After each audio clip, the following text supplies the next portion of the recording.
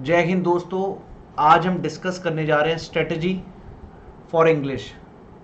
क्योंकि आपका अभी 2022 का जो सीडीएस का पेपर हुआ, lot of people are complaining for their you can say paper का पैटर्न चेंज हो गया, और पेपर के पैटर्न चेंज होने के कारण they could not score very well in the paper.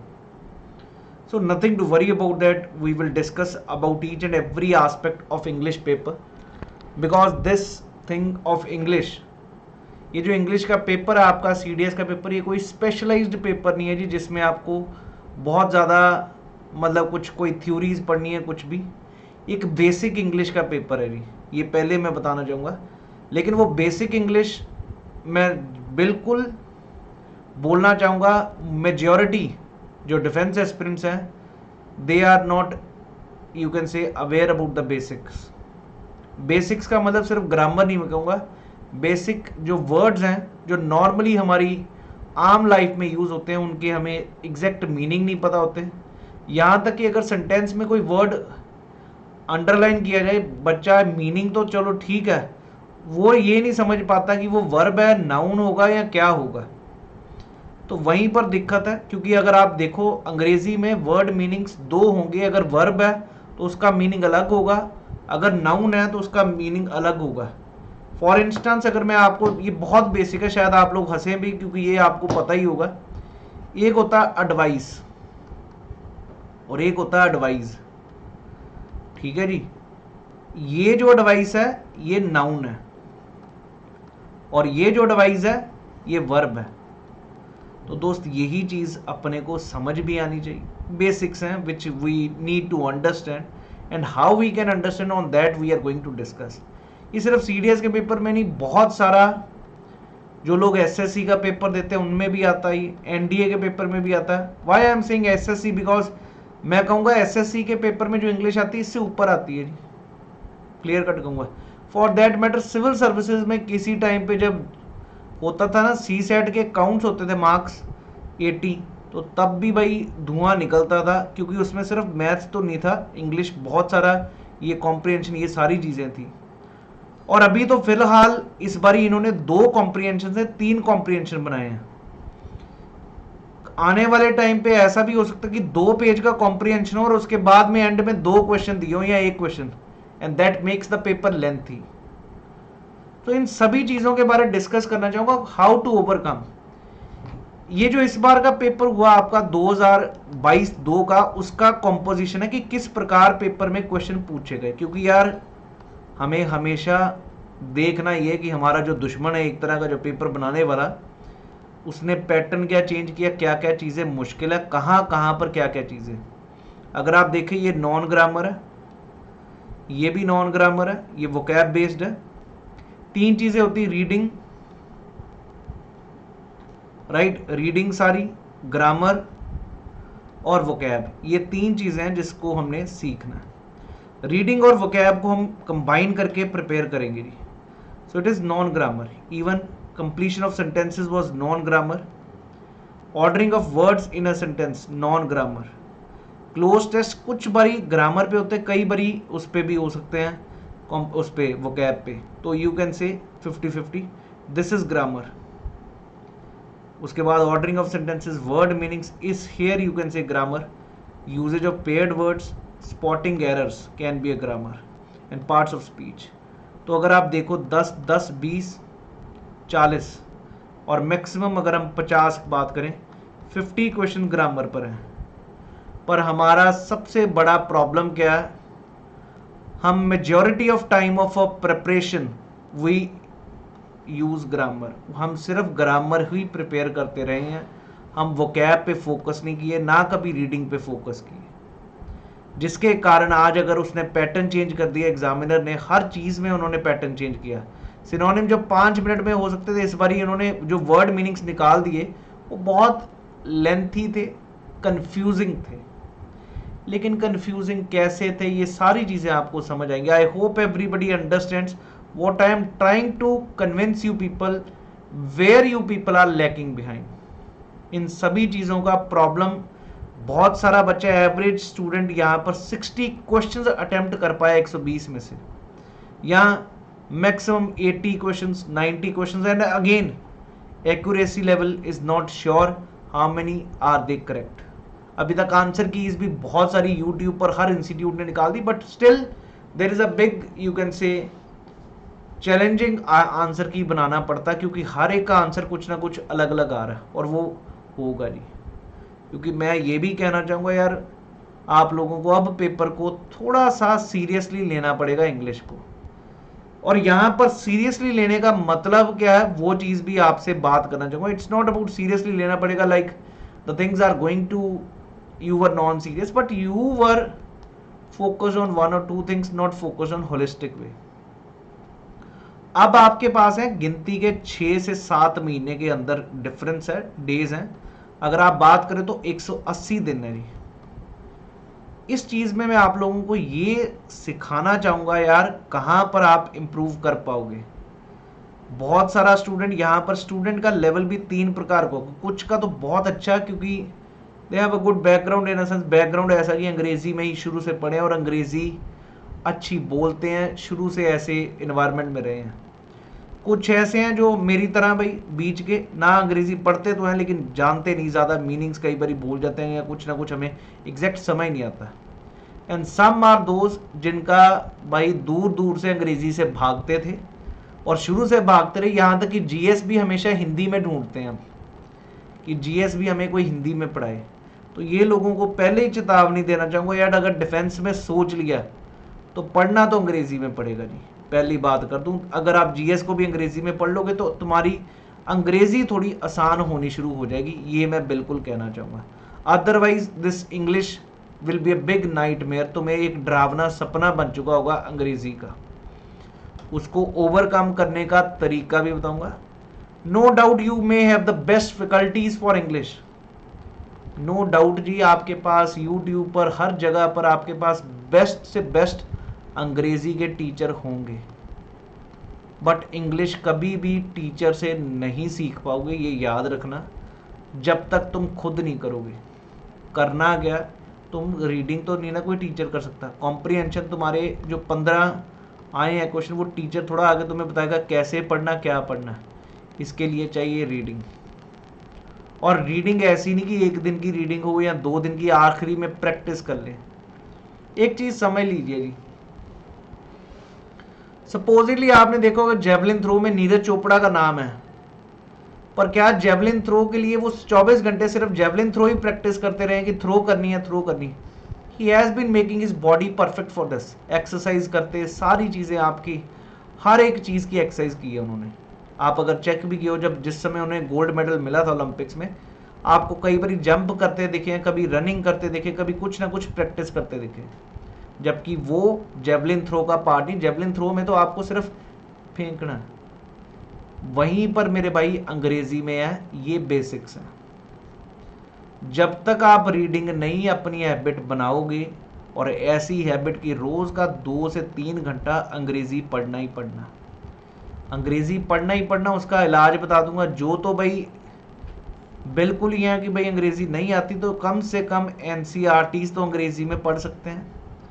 मैं खुले दिल से आप सभी को कहना चाहूँगा, चैलेंज करता हूँ, आप हिस्ट्री की इंग्लिश की बुक, हिस्ट्री की इंग्लिश में हिस्ट्री अगर आप पढ़नी शुरू करो तो मैं 90% वर्ड नहीं आते होंगे, और बहुत अच्छे अच्छे वर्ड्स, और वो तुम्हारे सीडीएस के पेपर में कई बार ही आ चुके हैं जी। तो एनसीईआरटीज ही कम से कम रीड करिए। इससे क्या होगा, एक तीर से 2 निशाने, एक तो जीएस भी प्रिपेयर हो गया और इंग्लिश भी प्रिपेयर हो गया। समझ गए जी? क्योंकि यार ग्रामर आप करते रहे, ग्रामर में आपको दिन में 6 घंटे नहीं चाहिए कि मैं इंग्लिश की ग्रामर ही सुबह से लेकर शाम तक पढ़ता रहूं। इट्स जस्ट इंग्लिश की प्रिपरेशन। अगर कोचिंग की बात करो तो 30 डेज से ज़्यादा कुछ है ही नहीं, 30 आवर्स से ज़्यादा कुछ है ही नहीं है अगर इंग्लिश की बात करें। The thing which you need to prepare is basically your own efforts reading. 2 चीज़ें करनी है, एक तो रीडिंग और दूसरी करनी है जी वोकैब। और वोकैब इतनी स्ट्रांग बनेगी क्योंकि ये दोनों चीज़ें जब आप इंग्लिश की अच्छी से प्रिपरेशन करोगे तो ये कहीं ना कहीं आपको आउटकम कहाँ पर देगा, एसएसबी में भी, और पर्सनैलिटी विल बी इनहांस। आप किसी भी यार चेक कर लेना एसएसबी की कोचिंग से, एसएसबी के जो जो दे चुके हैं वहाँ पर अंग्रेज़ी ही यूज़ की जाती है, और वो प्रेफर भी यही करते हैं कि आप अंग्रेज़ी में जवाब दें और अंग्रेज़ी में ही बोलें। तो इसलिए दोस्त ये वोकैब बहुत बड़ा रोल प्ले करती है। अगर आप मेरे मुंह से भी कुछ सुन रहे हो ना तो भाई मेरे बैकग्राउंड से नहीं है, ये मेरी रीडिंग हैबिट ही थी। जब तैयारी कर रहा था तो भाई अखबार पढ़ना पड़ता था तो सीखते थे। एक दिमाग में हो ना कि भाई मेरे को वोकैब पढ़नी है, मेरे को सीखनी है, मेरे को रीडिंग हैबिट डालनी है, एक्सरसाइजेस करते थे। मैं बता दूंगा कैसे आप रीडिंग को एक इंटरेस्टिंग बना सकते हो, वो भी बात करूंगा जी। तो वोकैब आपको स्ट्रॉन्ग करना। वोकैब के लिए रीडिंग फर्स्ट ऑफ ऑल, जो इंग्लिश का आखिरी वर्ड, कोई सिंपल से सिंपल वर्ड आपको नहीं पता होते, मैं पहले बता रहा हूं 90% of you may not be knowing the simple word meaning but you still ignore it। हमारी लाइफ में इतने वर्ड्स आसपास दिखे होंगे लेकिन आपको वो वर्ड का मीनिंग तक नहीं क्लियर पता, बस हाँ यही होगा यही होगा अंदाजे लगा रहे हैं। और मीनिंग्स कभी भी गूगल पे सर्च नहीं करनी, dictionary.com या मरियम वेब से या डिक्शनरी लेके रखिएगा। गूगल में आपको आंसर सही नहीं मिलते, प्लीज अंडरस्टैंड, आप सिनोनिम्स ऑफ दैट वर्ड ढूंढना शुरू कर देते हो, आप मीनिंग समझते हो सेम। उस वर्ड की पूरी डेफिनेशन पढ़िए, वर्ड कहां पर कैसे यूज हो रहा है, और हो सके तो सेंटेंस में भी देखिएगा, ये जरूरी है दोस्त। उस समय अगर आपके 4 से 5 मिनट लग भी रहे हैं एक वर्ड के, वो इन्वेस्टमेंट है आपकी। हम क्या करते हैं जल्दबाजी में बस वर्ड देख ले, चलो चलो आगे बढ़ते हैं। नहीं दोस्त, तुम्हें वर्ड अंडरलाइन करके उसको साइड पे लिखना पड़ेगा, क्योंकि उस समय तुम्हारा ध्यान वर्ड्स पर भी है, समझने में है, ना कि मेरे को ये रीडिंग करके खत्म करना, टाइम पे नहीं है। It's more about understanding. Please understand, English is turning out to be more understanding based subject for your paper. Just like general studies UPSC का अंडरस्टैंडिंग बेस्ड होता है, उसी प्रकार इंग्लिश भी अंडरस्टैंडिंग बेस्ड है। अगर आप वोकैब की बात कर रहे हो तो दोस्त एक तरीका एक्सरसाइज भी बताऊंगा।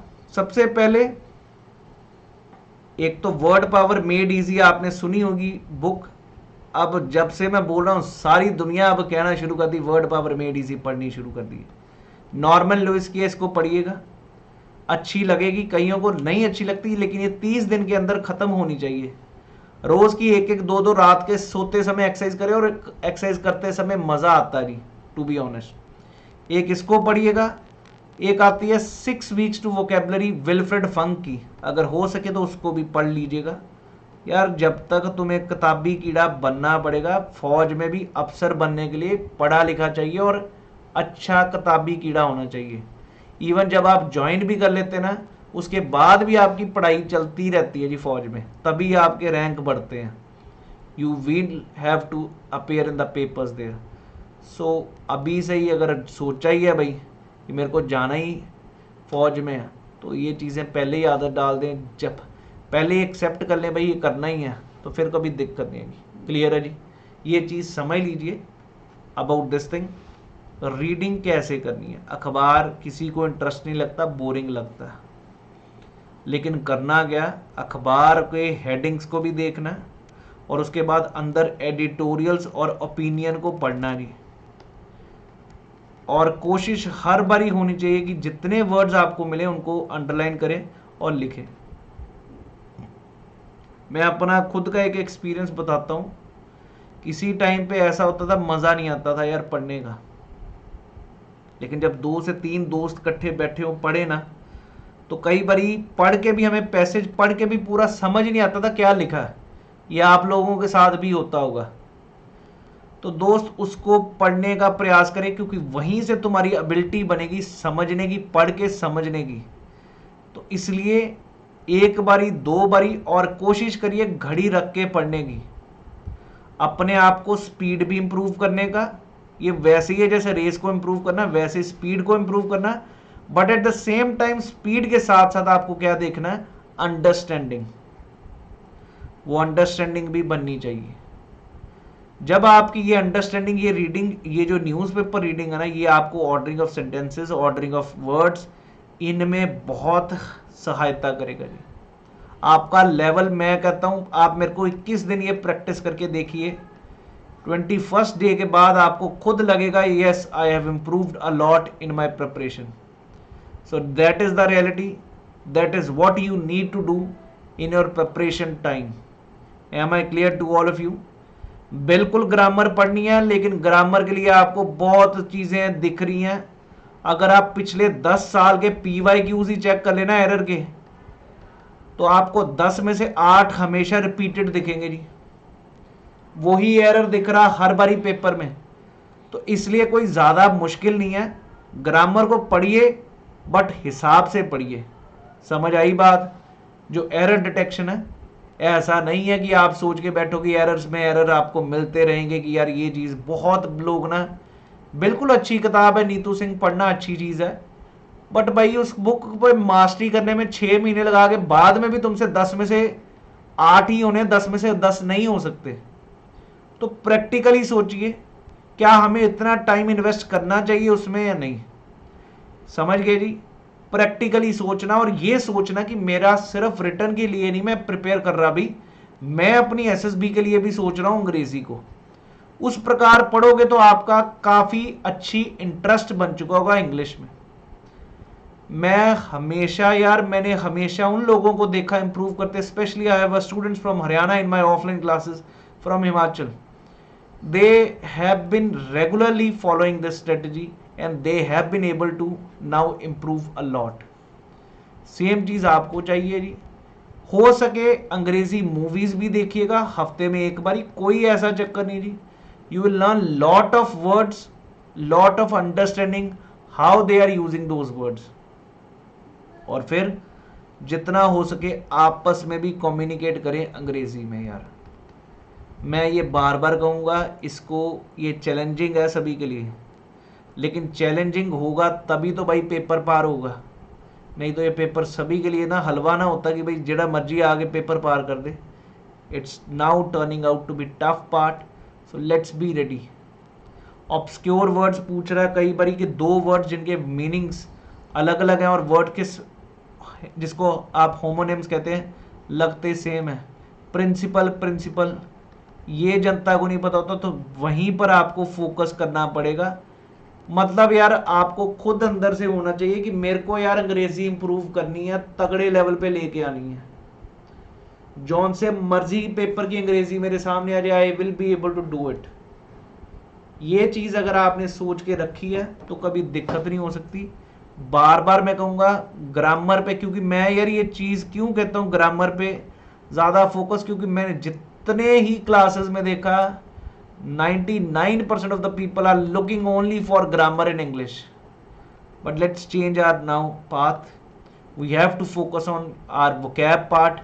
We have to focus on our reading part. And when you improve upon your reading and vocabulary, your communication will become better and your ability to answer the questions will be more. You will enhance your ability to score the answers in your paper. I hope आप सभी को मेरी ये चीज़ agree करेंगे। आपको दिन में कम से कम दोस्त, अब आपके पास टाइम है 2 से 3 घंटे तो आपको अंग्रेजी पे लगाने पड़ेंगे, रोज इन्वेस्ट करने पड़ेंगे। और ज़्यादा से ज़्यादा सुबह उठ के जब भी हो, जब आप बिल्कुल फ्री हो या ट्रैवलिंग कर रहे हो, न्यूज़पेपर अपने साथ रखना और पढ़ना शुरू करना जी। कोई ना कोई बुक्स पढ़िए। Subtle art of not giving a FUCK आपने सुना होगा, इसको पढ़िए, बहुत अच्छी बुक लगती है मेरे को। प्रैक्टिकल बुक है, आज के ज़माने की है, subtle art of not giving. Atomic habits पढ़िए। कोई भी 4-5 किताबें, बहुत अच्छी अच्छी किताबें हैं which are self learning, subconscious mind, ऐसे तो वो भी पढ़ना शुरू करिए। यार रुचि बनानी पड़ेगी, मैं पहले बता रहा हूँ दोस्त। अरे यार बुरा नहीं मानिएगा, किसी को भी अगर अपनी तरफ करना भी है, supposedly you like some opposite sex girl और अ गाय, अनटिल अनलेस उनके पीछे पीछे, मतलब हाथ धो के पीछे नहीं, उनके पीछे नहीं पड़ोगे तब तक भाई अचीव नहीं होता, तब तक उनको पता नहीं चलेगा। सेम चीज़ आपको अंग्रेजी के पीछे पढ़ना पड़ेगा, अंधाधुंध पीछे पढ़ना पड़ेगा, जब तक ये अंग्रेजी हमारे कंट्रोल में नहीं आती। और ये मैं बिल्कुल कहना चाहूँगा बहुत आसान है, ये कंट्रोल में आएगी, सिर्फ एक डिसिप्लिन, डेडिकेशन और डिवोशन चाहिए। अगर वो तीनों चीज़ें हैं तो दोस्त कभी दिक्कत नहीं हो सकती अंग्रेजी में। याद रखिएगा, ये कोई पेपर में ना तो इसके सवाल निकालने हैं जैसे क्वेश्चन निकालने होते मैथ्स में, ना इसमें GS की तरह कुछ अटपटा, क्योंकि सिलेबस बहुत वास्ट होता है। इसमें सिर्फ और सिर्फ कंट्रोल लाना अपनी रीडिंग पे। अपने वोकैब पे, वो आपकी पर्सनैलिटी और हर पेपर में काम आएगी। आशा है कि सभी को मेरा ये स्ट्रेटजी अच्छा लगा होगा। अगर ये अच्छा लगा हो, please do subscribe and do share this video with other people so that other people can also know what should we do for the serious English paper preparation। इस समय फिलहाल अभी आज के दिन 20% ऑफ चल रहा है जी अनअकैडमी पर। अगर आप में से कोई भी सब्सक्राइब करना चाहता है मेरे साथ, तो you can subscribe Unacademy plus by using this referral code Pratik Takshala, where you will be getting 20% off. I will be taking up the GS part with you people in a very comprehensive manner. So definitely I will help you out in vocab part. I'm sharing the lot of words with you people. Description में Telegram link दिया होगा, उस पर ज़रूर click करके follow करें और कुछ ना कुछ आपके साथ इम्प्रूव करेंगे ये सारी चीज़ें। इस समय CDS और CFF दोनों कैटेगरी में 20% ऑफ चल रहा है, तो इस मौके का फ़ायदा उठाइए और सब्सक्राइब करिए, where you are getting a proper comprehensive notes and PDFs, structure batches, PYQs, live tests and quizzes, and in-class doubt solving by the top educators. Both subscription CDS and CFF. I hope you people are clear how to overcome the phobia. भाई ये खुद करना पड़ेगा। ये वही चीज़ है, तुम बैठे रहते हो लेकिन रनिंग नहीं करते, शुरू ही नहीं करते। जब तक इसमें घुसोगे नहीं तब तक होगा नहीं। एक एग्जांपल देना चाहूँगा। आप कितने दिनों से सोचते हो मैंने पतला होना, बट एबिलिटी नहीं बन रही, अंदर जा नहीं रहे। 1 महीना निकल गया 2 महीना निकल गए, आप घर से बाहर निकल ही नहीं रहे। आज के आज ही शुरू करिए। वेट मत करिए किसी का कि अंग्रेजी कोई और पढ़ाएगा तब मैं पढ़ूंगा या कंपनी। शुरू करिए। अब अगर शुरू करने में डर लगता तो कंपनी बनाइए, 2-3 बंदों को साथ जोड़िए जो प्रिपेयर कर रहे हैं आपके साथ, और तब शुरू करिए अखबार पढ़ना, कुछ ना कुछ पढ़ना। आपका मनोरंजन, आपका हर समय माइंड में अंग्रेजी घूमनी चाहिए। सीधी बात कह रहा हूँ जी, अगर इम्प्रूव करना अपना पेपर में score. So that's all for today. Thank you. Wish you all the best. Jai Hind everyone.